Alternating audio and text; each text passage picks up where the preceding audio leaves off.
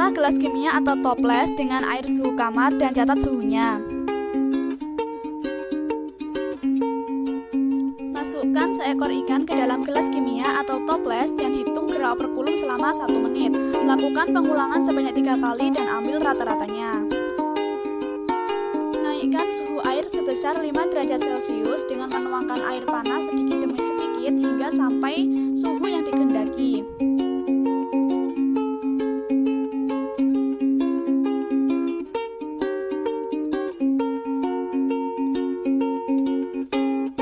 Kemudian jangan lupa untuk menghitung gerakan operkulum selama 1 menit dengan 3 kali pengulangan. Setelah itu ambil rata-ratanya.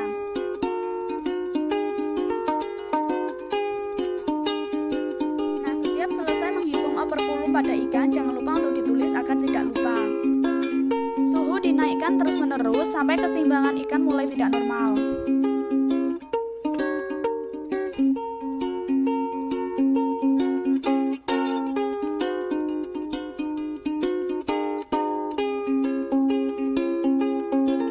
Isi kembali gelas kimia atau toples dengan air suhu kamar dan catat suhunya.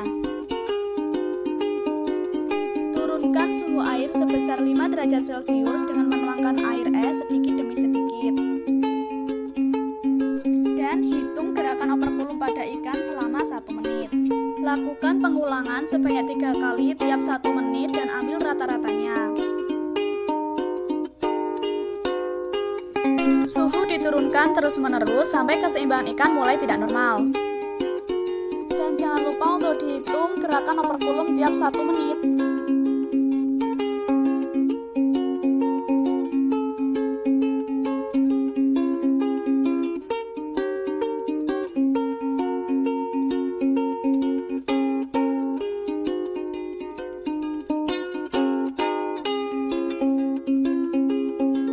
Ada pertanyaan, bagaimana gerakan operkulum ikan ketika suhu dinaikkan? Jawabannya, dalam keadaan suhu normal, gerakan operkulum ikan juga akan normal. Ketika terjadi perubahan suhu, maka respon yang diberikan ikan akan menyelesaikan metabolisme tubuhnya dalam lingkungan. Apabila terjadi peningkatan suhu, maka gerakan operkulum ikan akan meningkat juga.